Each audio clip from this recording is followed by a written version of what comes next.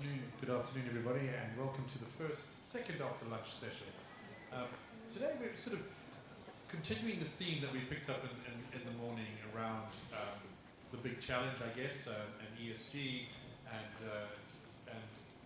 really the challenges that confront us as an industry. I think Build-to-Rent is extremely well placed compared to others in the residential sector to address these issues, and today's panel is going to not show us how, but at least give us some clues as to how we may address issues of sustainability, what it means, how we may have to change what we do, and how we might go about that. So it's the circular economy and build-to-rent, from lifecycle costing through to ESG, and I've got a terrific panel here this afternoon to discuss and debate this. So on my left is Ian Murray. Ian, if you could introduce yourself and we're going to go around. So. Good afternoon, I'm Ian Murray. I'm the Senior Director for Build-to-Rent Consultancy for Cortland. Cortland are a US owner-operator multifamily business with 85,000 apartments in the US, 18 billion capital employed. We're in the process of deploying somewhere between 1 and 4 billion here. I don't know which press release we gave to Eagles, so I don't know which number's right. And our consultancy is purely BTR. We're working on multiple projects across lots of different geographies in the UK, Ireland, and Europe. Hello everyone, I'm Catherine Rose, I'm Managing Director of Verve Life. We're a third-party operator working across the living sector, so co-living, BTR multifamily and single-family housing. We get involved at really early stages, helping clients with viability. Do the schemes stack up? How many units should there be? What the amenity offering should be? All the way through the design phase to the leasing and the mobilisation and the management. Hi, I'm Deborah Udall from SAY. I could sort of say, well, we just do what they do, but we're not. We're an independent advisor who advise on operational management and design of buildings and operational costs. We're not connected. We don't do any management, so we help our clients set up management solutions as well. And we work in the build-to-rent space, but also on big places like large estates, and we do a lot of fire safety and service charge work as well. So that's us. Yeah, and I'm James Pargeter. I'm a structural engineer and project manager by background, but I've been in the residential space for a long time, and in build-to-rent for about 10 years since the first sort of fizzy living schemes. Been through time at Deloitte and Greystar, and now I'm with GAA as a senior advisor. Thank you very much. I think the first question that we must answer is, what is the circular economy? There's so many of these titles that are banded around, and it's difficult to necessarily understand how they all fit together in the jigsaw. So, Ian, if I could start with you, what is the circular economy, and perhaps also if you could just comment on what it isn't? Well, as a panel, and I mean collectively, I think we've done more units than anybody else in the whole market. We couldn't agree on what it was about 5 minutes ago, so this is going to be a difficult question to answer. I mean, for my career, I've probably called it lifecycle or whole life cost modelling up to now. I did my first whole life cost model in 1997, which was a Falkirk Schools PFI project, which means I'm coming dangerously close to the end of my first 30-year model, which at the time I never thought I'd ever say. I mean, at the time it was all about blending capital expenditure, operational expenditure, and the life cycle replacement of things in one single number, and that was, you know, how you won a PFI project was if you had the lowest bid number. Of late, the addition that I've found in that is the environmental part of it, so the carbon assessment. So where previously, you know, we would do life cycle models and the disposal part of it was really just removing it from the building and then disposing of it in a proper, like, we'll put it in a skip and it's gone. Now it's actually, well, if we're removing it from a building, what can we recycle, reuse, repurpose, and all this stuff. And, you know, furniture in particular has been very prevalent in that. And then circular economy seems to also have attracted other parts of our nom de plumes, which is related to the S in ESG and the social side of things. So, you know, how are buildings performing as far as people's social, you know, connection is concerned to the community and their and how they fit within communities. So, if I'm honest, it's probably got to a point where the parenthesis is getting so wide it's becoming a little bit cumbersome. And, you know, to answer your question, what is it not? I'm not entirely sure if I know the answer to that just yet, because it seems to be encompassing everything that we believe. I mean, perhaps the easiest way to think about the circular economy it is about zero waste, so that it's trying to design and operate and manage the stock, the asset, the way that we operate it in a way that really doesn't produce any waste, and goes back to the 3 R's that I learned back in sustainability school 20 years ago, which is reduce, reuse, and recycle. And I think that mantra still holds very, very true for the circular economy. But really, that's interesting as a definition, perhaps. But how it translates to a built-to-rent project for designers, developers, operators, and investors. I think one of the themes coming forward is that this is not a singular piece anymore. There's no circular economy department. It touches on everything, right through from the investor all the way through to the design and construction and operation. Deborah, you would have advised on this. What is the impact on built-to-rent? How should we manage this implementation? Yeah, so when I was asked to speak on this panel, I did have to sort of think, okay, what is the circular economy? And I think it's really interesting because I think that people talk about it in different ways. So I did some research and I have read quite a bit, and I think I've honed it down to this really.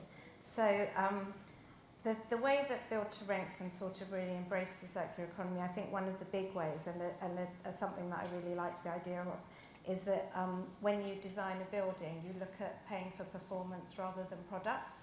So when you're designing a building, you look at the performance of that building and it's going to cost to run rather than what it costs to build, which is, I think, quite idealistic. But I think that probably with the help of increased energy costs, we're doing it in certain areas, particularly around the procurement of energy systems. But I think that if we look at buildings in that way, then we will encourage to think about the circular economy. The other things that I think sort of really hit home are the residual value. So if we look at how we design buildings and how they're operated, if we understand how long things last and whether they could be reused at the end of the life of the building, then we're encouraging circular economy. But I think it also comes down to small acts. So it can also be around linking with local communities, employing locally, encouraging residents to not waste, to recycle, to think about what they use. So big picture is like buildings, how they operate, how we design them, how we have adaptable assets, how we don't have empty spaces. If we're going to heat and run amenity spaces, they should be well used, otherwise it's wasteful. Could other people be using those spaces when they're not being used by the community? So I think there's lots of interventions that we can make through the design and operational planning that encourage us to think about the circular economy. It sounds a little bit like we used to be here from a development perspective, sweating the asset. But what you're suggesting is that it's really sweating the asset from an efficiency perspective, that every moment of unused and utilized space or material is somehow on the negative, shall we say. And I think whilst it seems a simple principle, some of these principles that are simple are very difficult to apply because they can be applied so universally and specifically, as well as, so basically on a micro scale as well as a macro scale. So the principle remains true and has to go to all aspects of the building. So James, from a design, from an engineering, from a delivery perspective, what do we need to change about the way we conceive of these buildings to take into account the operational requirements, performance requirements are now really, really critical? You're a designer, I'm a designer. Where do we start? You start at the beginning, where you should start, and you start by really understanding the brief and getting a good quality brief from a client, and that means understanding how the building is going to be used. It involves, for a developer and operator who's going to have a portfolio of multiple buildings, you learn the lessons from that. I was lucky enough to spend five years at Greystar, and we were inheriting a lot of knowledge from 30 years of operations in the States, and so the people that came over from there to help us set up the London office were very helpful in that. I think the thinking progressed very quickly, and actually some of that knowledge and thinking, that new experience has probably started being fed back across the other side of the Atlantic, which is helpful to know. I think obviously the challenge is huge. I think we can be reasonably comfortable that, you know, because build to rent is the sort of sector it is, with the incentives it has in terms of genuinely being long term, you start off with a head start compared to a for sale house builder, for example, who generally the incentive is not there to do anything other than build and sell and then move on. And there are some valiant exceptions to that, but in general that's the model, and they're certainly not necessarily thinking about, you know, what needs to be replaced and how would it be replaced in 30 years' time, because it's someone else's problem by that stage. I mean, indeed, and so in a sense, the operational side is really the driver here, and we have to work out how to really extract those tenants in an effective way and pull them forward. So, Catherine, you're having to operate the buildings. It's interesting that build to rent, you know, because of its long-term hold, we have more control. We potentially have more control. We have the ability to manage the entire block rather than elements within the block or apartments or homes within the block.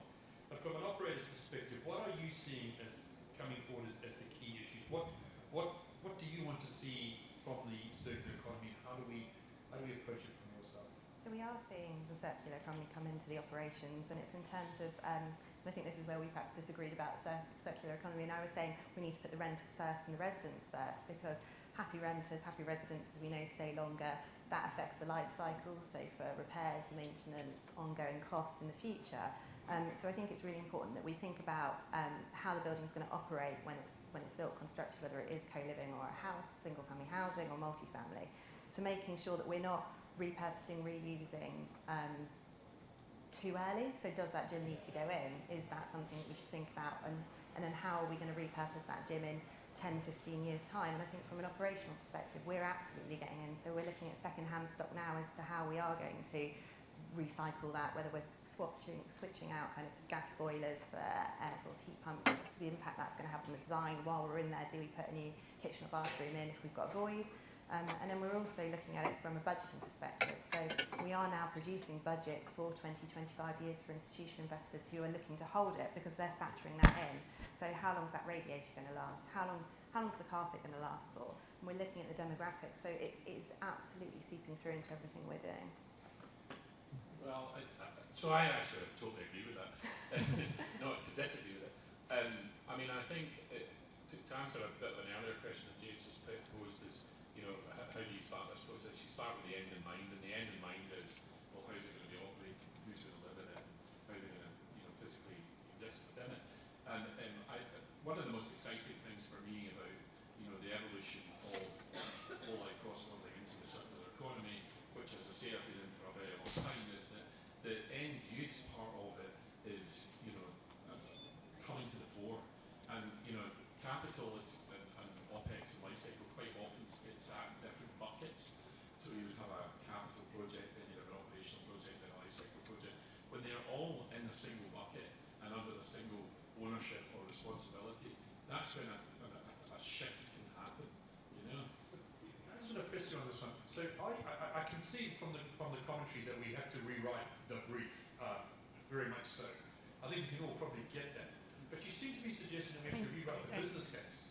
Would you agree with that? Are we having to look at performance, not just from the building perspective, but what financial performance you can expect from the building and work backwards from there? Is that the same thing? What's your view on that? This sort of fall into a question that we were going to maybe just touch on later, which is about the period of responsibility. So, you know, we all work for clients who have different life horizons.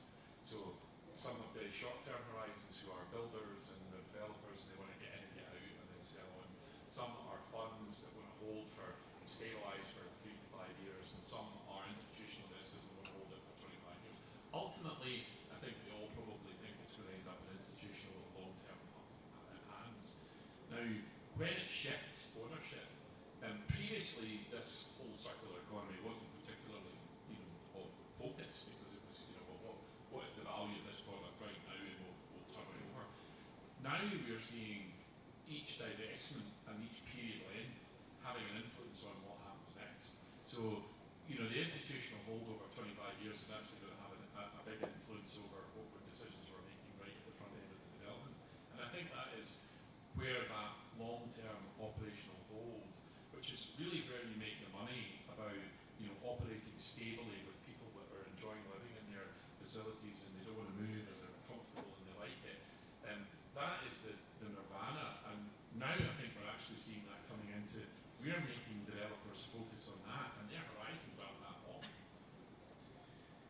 I can see that. So to some extent, Build to Rent is leading the charge in as much as it does have longer term hold as part of the equation, but we may not get to that before a few exchanges, if you like.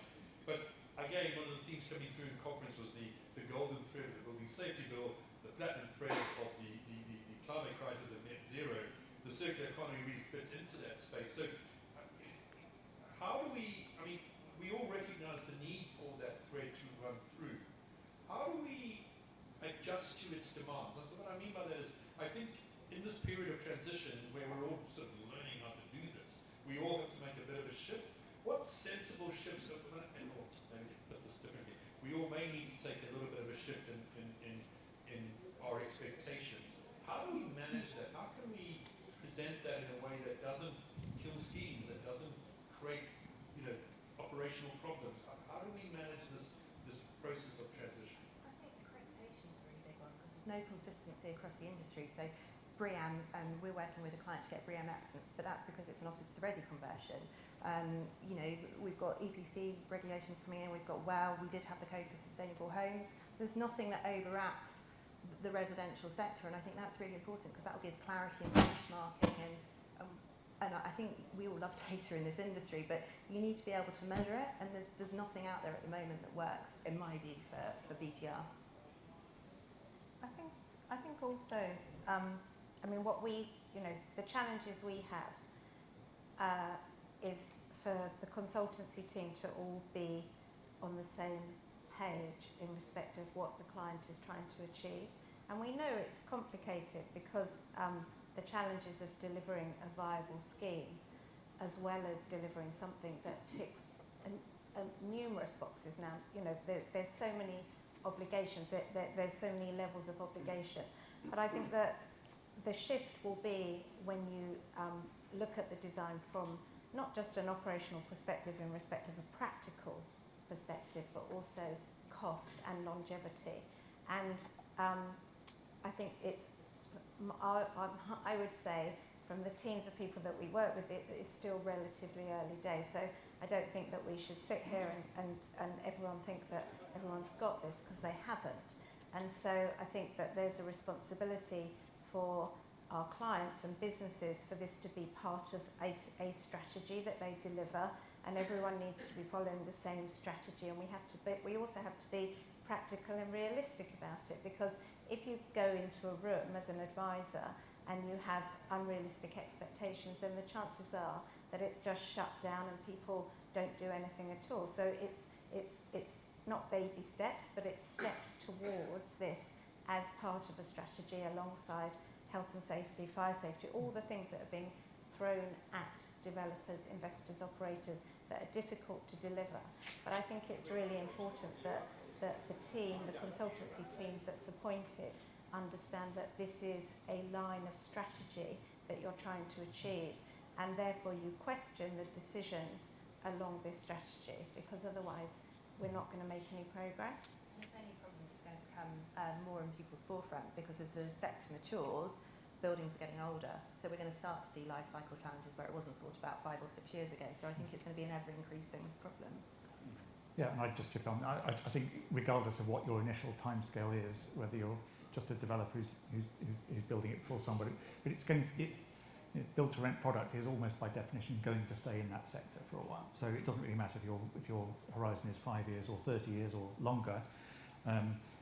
You're going to at the time you want to sell it to somebody else, it's got to be suitable to be sold. And I think everyone in this sector is becoming quickly aware of that. And if, you know, as opposed to a house builder where you could, you know, there are players out there who will deliver a shoddy product and once they've sold it, that's it. But now, in this sector, I think no one's going to get away with that, and nor do they want to. And that's one of the reasons I love being involved in this sector. Actually, is because we are incentivized to produce a better product, and it's becoming aligned with what the residents want as well. Because they want to know that their landlords and the owners of their buildings are doing the right thing as far as possible as well. The speed of change shouldn't be underestimated as well. I mean, if we were sitting here 2 years ago, we probably wouldn't have been able to have the same conversation. And I think it's really interesting that since COP26, momentum in the ESG and the environmental sector has taken such a huge leap. I mean, it's quite literally the first question that we get asked at the beginning of a project now is this ESG, how's it going to apply with ESG? Now, from a circular economy perspective, actually that's a great question, because it all of a sudden changes the dynamic from, well, we were going to build a project and it was going to cost 100 million and we were going to borrow 100 million and that was it. Now it's about, well, we're going to build a project, it's going to cost 100 million, but to operate it, it's going to cost this, and to lifecycle, it's going to cost that. By the way, the carbon impact of that, the energy consumption of this, there's a whole load of new questions that have been added to the narrative that have made a very positive change. And, we have all, over the last 10 years, outturned multiple buildings that just, right now, actually wouldn't meet the criteria. And, we're opening them 6 months ago, we were still opening buildings that don't fit. And now, what we have is this opportunity over the last sort of probably year and a half more is, a blank sheet of paper where these questions are coming to the fore. The operation is really being bannered as the end game, and we've got the opportunity to outturn buildings that are going to be much better in a circular economy narrative, and are going to meet ESG requirements and be better for it.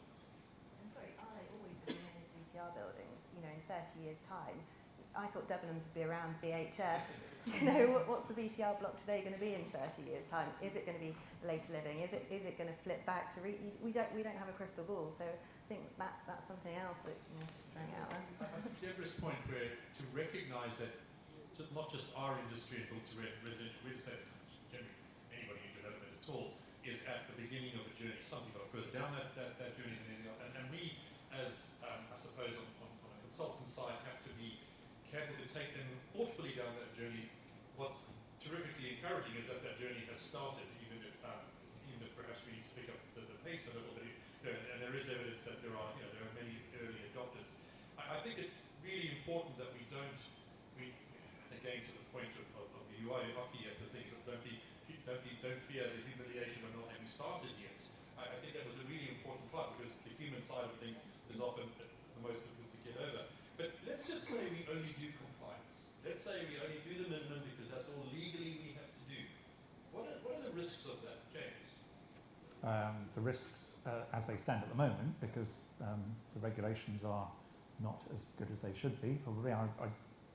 It's interesting hearing Catherine mention the Code for Sustainable Homes. I mean, we were supposed to be at level 6 years ago on the original plan for that, and then as part of the red tape bonfire or challenge or whatever it was, that got ripped up. So, but the risks of not doing it is that if net zero is a valid ambition, and of course it is, you won't achieve it.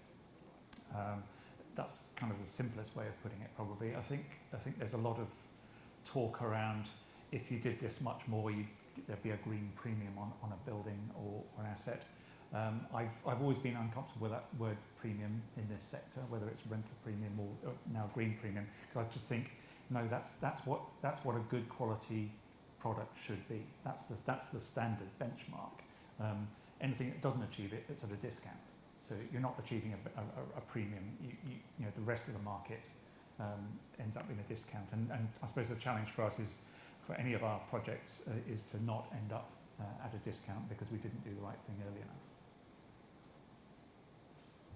Well, if we set aside the development and the funding and the money side of it, from a moral perspective, we are going to end up with buildings that we can't afford to run and operate, because we're not giving the due attention to how they impact the environment.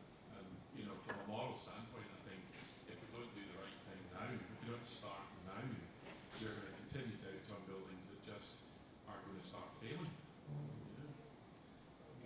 The risks are huge. What's important is that we move forward thoughtfully and methodically, but that we move forward. And we could probably have a conversation about that and how we need to influence the investors and the developers and so on and so forth.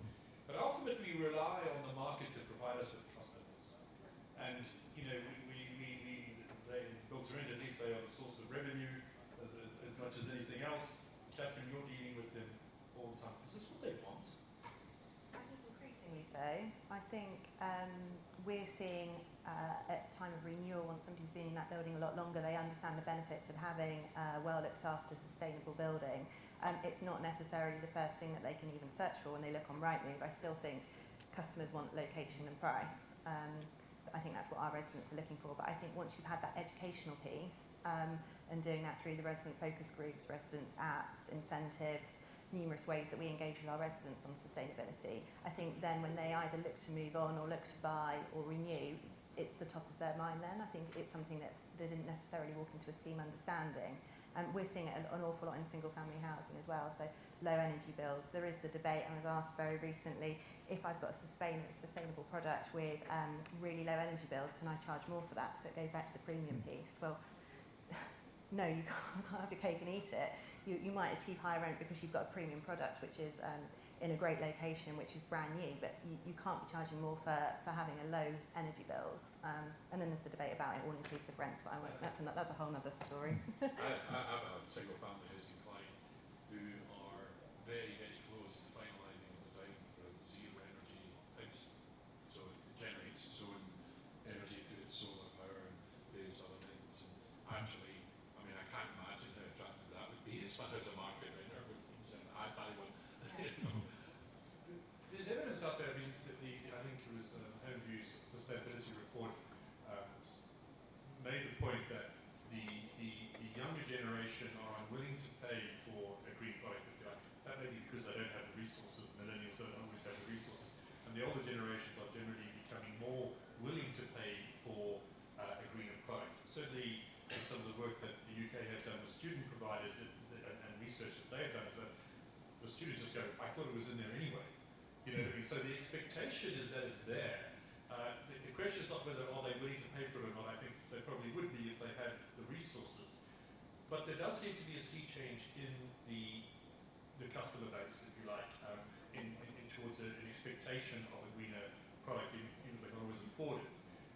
And we see the ESG sort of tsunami coming towards us, and it's a complex set of criteria to work with. So it always feels a little bit to me that the developers and those in the middle are sort of stuck between these two forces, and we haven't really got all of the answers to get ourselves out of it just at the moment. But at the end of the day, we rely on our consumers and the customers to buy the product and to live in the space.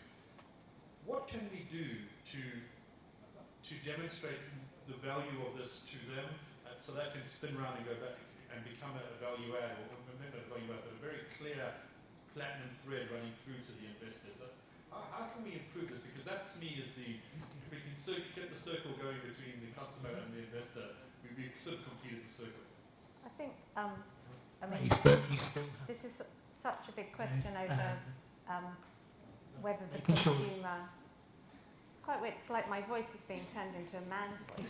An interesting thing to happen. It's like a wedding I went to, which was interrupted by the minicabs outside. There's some force.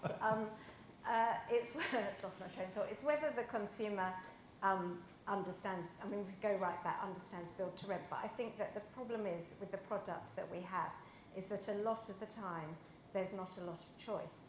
And once you get past location and price, it's not like they're choosing they've got three options that are all comparable, and they're going to choose the one that makes them feel better about themselves by choosing something that is more sustainable.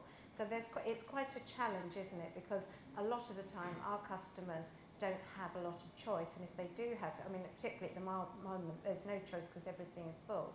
So I think that it's about the industry presenting itself in a certain way that makes people feel more positively about landlords. as opposed to trying to get to the nuts and bolts of, this building's great because it's a bit more sustainable and we've thought that the carpet's going to last for 30 years and therefore don't you feel good about yourself because actually we're not going to have to replace it in 20 years. We can't get that granular, no. So we need to educate consumers more about the industry, and I think that we have got, maybe I'm more pessimistic, but certainly from some of the research that we've done, and particularly around the mystery shopping, what we find is that that people are not explaining the benefits generally of build to rent, and they're not explaining in any way the benefits from a sort of ESG perspective. So I think we have a really long way to go, and I think that the industry should work more closely together to have some consistent messaging so that we get there faster. But I think if you look at the retail sector, and interesting to hear from IKEA, there are some brands that have done this really well, and we should be looking to learn from them, because I don't think that at the moment the consumer is in any way considering a residential landlord to necessarily be a good thing. Should we be asking the question what premium we might get for doing these things? We should just be saying this is baked in. It has to kind of just become the norm. The build-to-rent industry makes good decisions from a blank sheet of paper to an open building in the context of understanding the circular economy and our ESG responsibilities, because we just should do that as a matter of course. What we shouldn't really be doing is going, as I do with many clients, they go, well, what can we get as an extra rent for pets? That happens all the time, and yes, there are certain clients who charge from someone. We shouldn't also have, well, what extra rent can we get for being ESG compliant or for being morally responsible as far as our procurement and our life cycle is concerned? I think we have to get away from that, applying some kind of, premium to the conversation. The conversation should just be there. I think it should, but it comes down to cost, doesn't it? So I think it's that investment committee, it's sat there through the build phases, it's especially in the current market, if everything was locally sourced or, it may make a scheme unviable. So there's got to be a bit of realism. There's a utopia world, and I think we'll get there, but it's just not going to happen overnight, is it? Yeah, so again, I suppose I get into this kind of muddle at times where there's that capital bucket and then there's that operational bucket, and sometimes the twain don't meet, and really you're kind of sitting there going, right, from an operational point of view, this is going to make a better building and a more operable building, and the residents are going to enjoy it more. Yeah, but we're going to value engineer it out because our cost of our build cost is going up. When you get that responsibility crossing over between capex and opex, and a lot of the big operators, so the Cortlands, the Grey Stars, the Grangers, who've got that development, operation and life cycle responsibility through the whole life of a building, then you get a better opportunity. The only other way it can happen is almost to legislate that happens. And I think to your point about making accreditation part of that narrative is that if we can get a consistent accreditation that says, right, okay, well, this building isn't going into the market unless it meets these criteria. And I still think there's work to be done on that. Yeah, I think the other thing I would say to that is there's only so much. We can do what we can do in terms of producing a good building and that is managed well. There's a limit to how much we can predict how residents are actually going to behave in that, and that's something that's not. It would be very weird and a wrong thing to do to try and control that too much, I think. So, which is why I'm totally against all-inclusive builds wherever possible, because I think it just creates the wrong incentives. But I just do remember, 10, 15 years ago, some research on this question. And it's not probably done enough, but someone did a survey. If you were to save, say, £300 a year on your energy bills because of this green home that we're giving you, what would you do with that £300? And the answer usually was, well, I'd go on an extra holiday, take a flight. So the carbon savings that you're sort of striving for, rapidly disappear in that scenario. So I think, but as the team that's providing the building, you can't be responsible for that, but you just got to be aware that there are going to be some perverse outcomes, which humans are varied and fallible people, and you know, not everyone. So there's a logical, technical side to all of this, but there's also an emotional side, which actually, if we're going to get residents and potential residents on board, as any whether it's a political party or a reality TV show, you've got to engage people emotionally, and then they'll get attracted to that. I did find some quite good stats though on improvement on IRR if you embrace the circular economy. So there have been some studies, like one of them was that if you create adaptable assets that are more resilient to market changes and so therefore can adapt to the market, they somehow calculated, I think this was in Denmark, that your IRR was improved by 3% over 50 years, which is a long period. And there was another one around procuring for performance and not for product, and I think that this was for a build to rent scheme in London, and that improved the IRR by 3% over 30 years. So perhaps what we need to get better at is at this point starting to monitor and model the return on investment, because at the end of the day I think it's likely that the drivers come from the investor, as we've heard, asking questions around ESG, and the outcome is beneficial for far more people, for society. So it's around, we always often come back to this, but it's around data, isn't it, and thinking and modelling and starting now, rather than looking back in 10 years' time and saying, isn't it a shame that we didn't look at what the impact was going to be? Because if we had more data, then from an investor's perspective it would be a much easier argument over spending capital to save operational costs.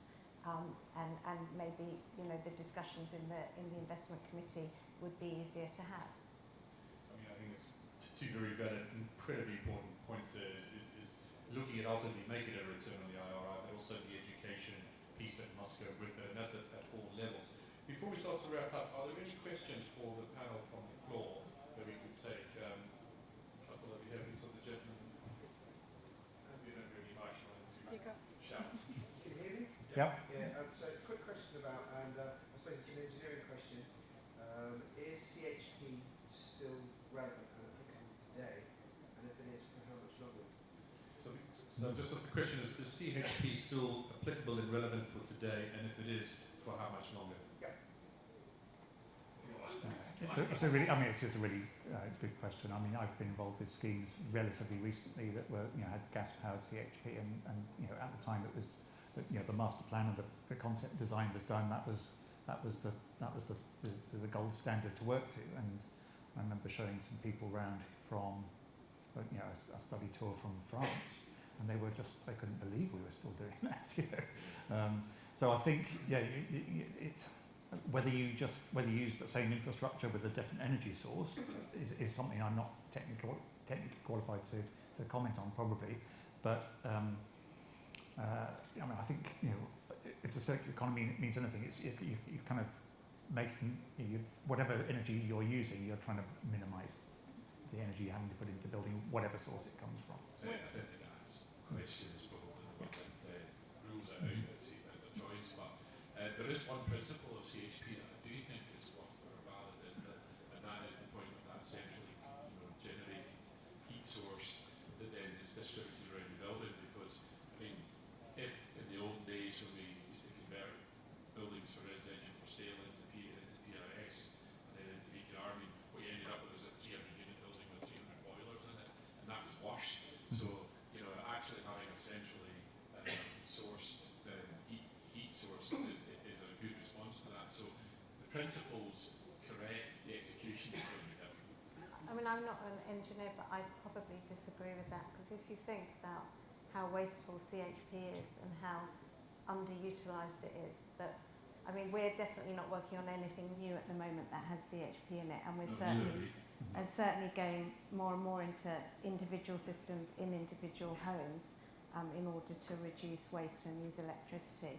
But I do think, I think the principle of centralised heating is right, but has anyone here worked on a building where it wasn't completely over-specified, underutilised, and often just turned off and the boilers were used? So, yeah, and then you get into discussions with local planning authorities saying, no, we want the whole district heating system, and you've got to plug into this, and and yet, of course, you can do your independent thing in the short term, but this is the vision, and of course, it surely can't be the vision anymore anywhere. I mean, unless there's an existing district heating system which you're plugging into. Slightly running out of time, but I think a very complete answer to your question. We had one more question, if it's a free one. Yes, a question about the life cycle of buildings. We've seen a lot of rental housing stock from the 50s and 60s demolished over the last 20 years and some fit for purpose. I'm just wondering if there's any consensus on the expected lifespan of a new build to rent product using current building materials and techniques, and whether the fact that a lot of this stuff is institutionally funded, does that mean it might last longer because it's built better than other asset classes? Okay, so the question really relates to the life cycle of a build-to-rent building compared to, say, a normal for-sale building, which, and whether because of the institutional backing, there will be a growing expectation that that life cycle is made longer. Very quickly, Peter. Yes. I'll answer that very quickly. So, 25 years ago, I did lifecycle modelling in PFI, which was institutionally backed. It was the decisions about what we built were made given that it was going to be a 30-year contract. Now, if you go back to schools and hospitals that were built at that time, they are still standing and they're still in fit state because the life cycle modelling has actually been deployed and the maintenance regimes have supported it. Institutionally backed BTR is identical to that. It's actually why I entered this market 10 years ago, because it had such a parallel to that previous market. So I believe 100% that institutionally backed, professionally managed BTR is going to build better buildings that will be better life cycle.